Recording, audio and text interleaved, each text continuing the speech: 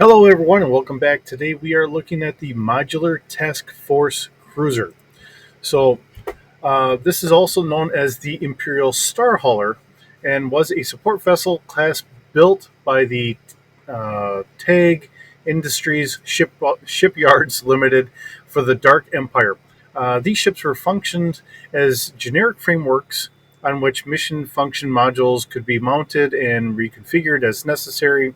In about 10 ABY, the modular task force cruiser Reliance was infiltrated by the New Republic commandos to strike at the citadel of Emperor Palpatine. Um, so, when we look at this in the characteristics, the basic design of the modular task force cruiser was fairly simple. It's a baseline configuration. The ship consisted of a command section, a life support system, quarters for the skeleton crew, and an engineering section, which was a support vessel. Armament was light for its size. On its own, the baseline configuration did little more than transport a small amount of cargo. The real purpose of the framework was to carry mission specific modules. The mission modules, mission function modules, also known as MFMs, were independent units which were attached to the skeleton of the modular task force cruiser. Each vessel carried one module, but it was believed that the TAG planned on producing miniature modules to allow a ship to perform several simultaneous functions. In a single day at a shipyard or other properly outfitted facility, one module could be removed and a new one could be mounted and connected to the vessel uh, for its support, power, and communication systems. So the modules we have a hospital module outfitted with tons of medical equipment and staffed with thousands of medical droids and personnel. The hospital module um, was used to assist numerous types of disaster situations at a cost of about 750,000 credits. Um, Inquisition module, used mainly to punish rebellious planets. The Inquisition module was outfitted with equipment for mass executions, destroying a planet's information infrastructure, reinforcing the Imperial Army presence on a world, or completely destroying the world's population if necessary. And it costs roughly about 425,000 credits. An observation module designed for long term espionage, this module carried about 500 probe droids among its cargo and was employed in observation actions from outside the border of enemy territory. It cost about 6.3 million credits and carried 12 TIE IN starfighters for defense. A rescue module. The rescue module was used to assist in the aftermath of space battles. Uh, the 400,000 metric tons of cargo capacity were mainly dedicated to repair parts of starships, and crew included 2,130 technicians, 140 doctors aboard, um, would search for any survivors remaining in the area, and the technicians would make whatever field repairs were possible to fly damaged ships to the nearest friendly shipyard. Ships with the module were intended to be paired with hospital ships, and this module itself would cost about 500,000 credits. The main survey, or a survey module, main survey module, um, it was designed for rapid planetary and system exploration operations. Assisted by its complement of airspeeders and droids, it was capable of completely analyzing a planet, including surveying for natural resources and good colony sites within a standard day. It could also plot viable hyperdrive lines from the survey location to major trade routes. Its cost was 1 million credits and contained over 100 airspeeders, 5 skip ray blast boats, and 6 TIE SA bombers for self defense. All right, so uh, through the Imperial Navy, or though the Imperial Navy had long preferred to maintain a fleet of ships which were filled for one specific niche or another. This was an expensive policy and became progressively harder to maintain. After a report was commissioned on streamlining the fleet's operations, TAG Industries Shipyards Limited won a contract for a new multi-role starship. The Modular Taskforce cruiser was a result of this design program, which recognized the fundamental similarity of many single-role designs.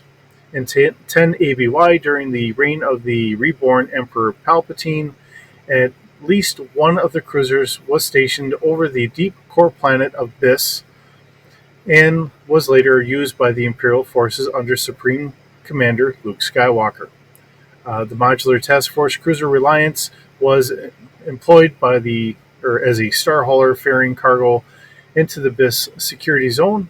The Reliance had infiltrated um, or was infiltrated by the New Republic commandos, who stowed away inside the shipment of Viper automated war droids carried in its cargo hold, carried to part of the Star Hauler, and shuttled down to Biss. The commandos hijacked the war droids and launched an assault on the Emperor's citadel. So, behind the scenes on all this, the Modular Task Force cruiser first appeared in the second issue of the Star Wars Dark Empire comic series, written by Tom Vertek, illustrated by Cam Kennedy, and published by Dark Horse Comics in February 18th of 92. The Dark Empire sourcebook for West End Games, um, role-playing game written by Michael Allen Horn, sorry, and released in June of '93, gave the starship a name of Modular Task Force Cruiser, while it was identified as an Imperial Star Hauler in the fourth issue of Dark Empire's sequel series. Likewise, created by Vertek and Kennedy and published on March 21st of '95. So that's really going into where all this comes from. And we got to remember, and it's very interesting really to see how, whether it was through the extended universe novels, the comic books, and everything else, how everyone was working with West End Games to really flush out the entire Star Wars universe. Um, so while we're looking at, George Lucas had created the original story, and I know I've said this once before. You know, the people that were really responsible for coming up with all these extra ships that are done in the background, as writers were saying, "Hey, I'd like to have a ship to be able to do this or do that." West End Games helped try to come up with the mechanics so that way it would fit into the universe. So that was a lot of creative licensing from a role playing game to really develop all this. Um, the only other way I can think of it is when FASA was doing um, BattleTech, and of course, then they also did Shadowrun. They were doing Star Wars or Star Trek for a long time too, uh, before we got the next generation, and they lost the license because I think FASA itself lost in a lawsuit or something like that. If I remember correctly, I could be wrong on this, but how much we had role playing companies, role playing game companies, really trying to help writers and comic book industries and all that stuff come up with really good storylines to help further their own interest in making the games and expanding a fan base here. So, looking at our stats here, this is for the Empire during the New Republic era. Um, Dark Empire Sourcebook, and this is what page it's on. The multi-task medium transport, which is what this is kind of considered at a capital scale. It's got a length of 1,150 meters. Um, Now we already read, just briefly what it needed for a crew, but really it goes off of what's needed for the modules that it's kind of carrying here. So this, in a lot of regards, is Star Wars version of a capital scale um, well, yeah, it's their modular ship. But the think about it, we had some of this stuff going on with like Star Trek. We started seeing like little modular stuff. Once we did um, uh, the Wrath of Khan in Star Trek, we saw like the roll bar on top of the Miranda class, and it started people really starting to go out there and say, hey, why can't we have modular um, segments of a ship that we can put on for this mission or that mission? Now, this is Star Wars version of that. So, not saying that somebody else couldn't come up with something like this as well and put it into their own game, but here we are. All right, so we're going to skip on down here. We're going to go consumables for just the base ship is 6 months, and the base cruiser is 2.5 million credits just to get her built. Now, she is a little slower because it is all modular constructed, so it's a hyperdrive of times 3. The backup is really kind of fast in that regard because it's a times 7. Of course, we're going to have a nav computer on this. Has a maneuverability of 2D, which is very maneuverable for a ship of this size, although it is a slower ship at a space of 4.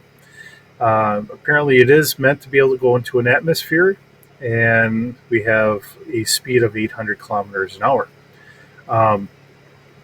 Being modular, it's not as tough as a lot of the other ships, but we do have a hull of 3D plus 1 and a shields of 2D.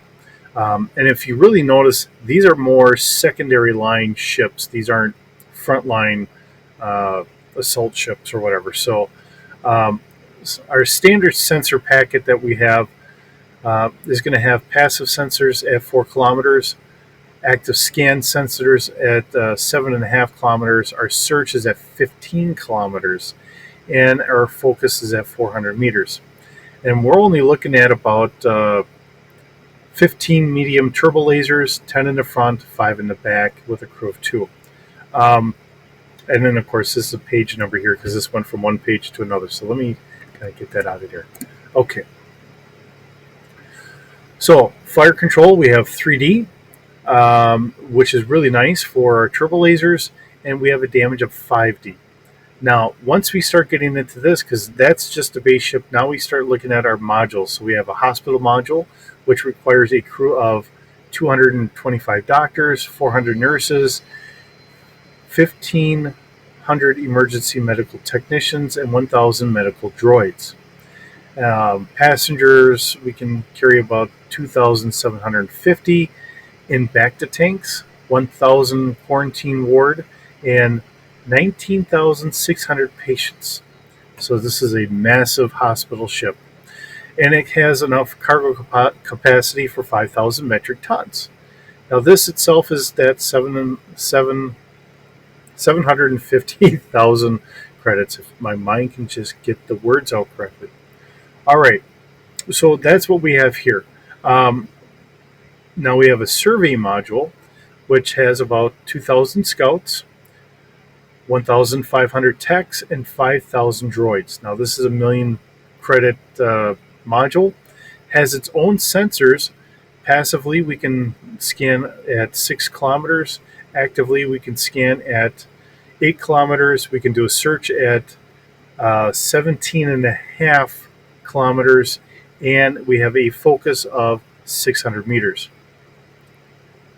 Now, once we get to our observation module, that's got a crew requirement of 1,550 intelligence officers and comm scan specialists. This costs our 6.3 million credits, and it has upgraded sensors. So passively, boy, we can scan out to 25 kilometers. Active scan is at 80 kilometers. Our search is at 150 kilometers, and our focus is 180 180 meters. Um, Plus, it's got enough complement or enough room for the 12 TIE fighters and 500 probe droids and observation droids.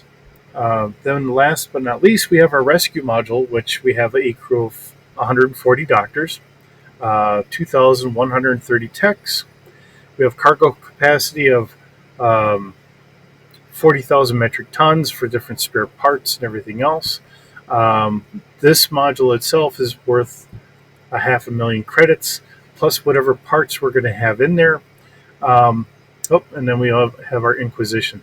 It's funny how when I put this into Word that some of this stuff is actually kind of increased in size and downsized for.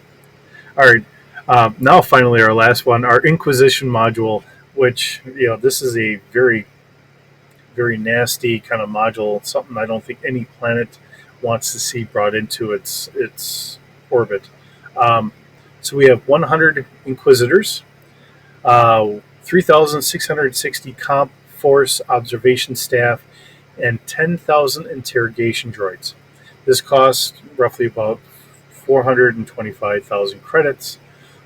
This holds 15,000 prefabricated disintegration chambers, 2 garrison bases, an orbital data net eraser unit, probes with sterilization spores, 5 cluster bombs with magnapulse bombs, and a complete orbital night cloak system.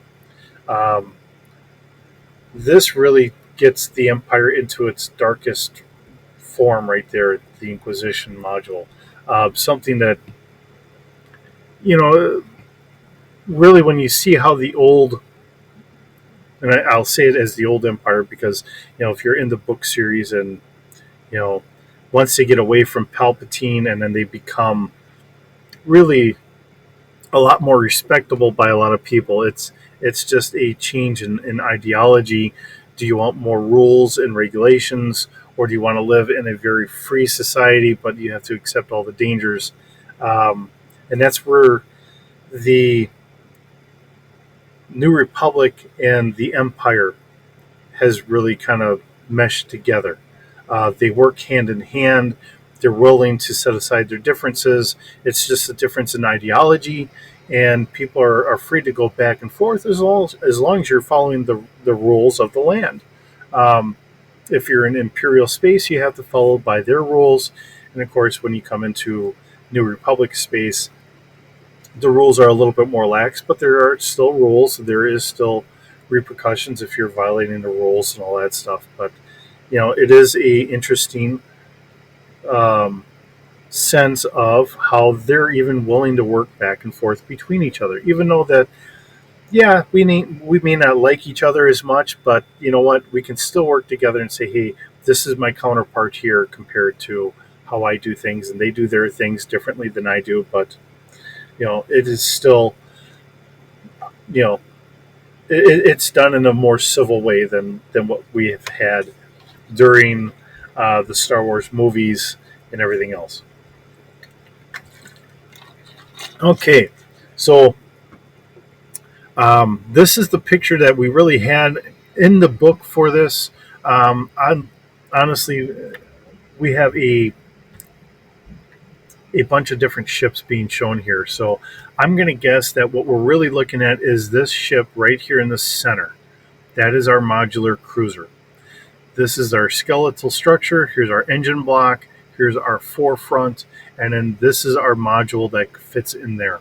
I could very well be wrong. I'm not saying that I couldn't be, but that's my guess to all of this. Because when I'm looking at this, I'm trying to figure out which ship is which. And of course, we have Star Destroyers in the back and some other modular or some other ships here as well. So I'm guessing that this is our modular ship right here. So another interesting ship. It is one of those that we don't typically get to see. It's very fun to bring these to everyone. so that way we all get to see what these ships are. Even if you're not a fan of maybe doing it as a role playing game, but just hearing the odd ships that are out there, the ideas that they had come up with, um, it is nice to. I usually get the information from Wikipedia, which is where this is, or if I have the book handy, I will grab the book. Sometimes I have the books, but I'm trying to find it on the shelf, and I've there's plenty of times I go over the book like 3 times and I don't even register it's that book. So if I can get it out of the book, I'll usually get it out of the book. But otherwise, I will go to Wikipedia, which they do have some of the extra background information that I don't get in the book as to who came up with the design, who did it in the comic book, or whatever else.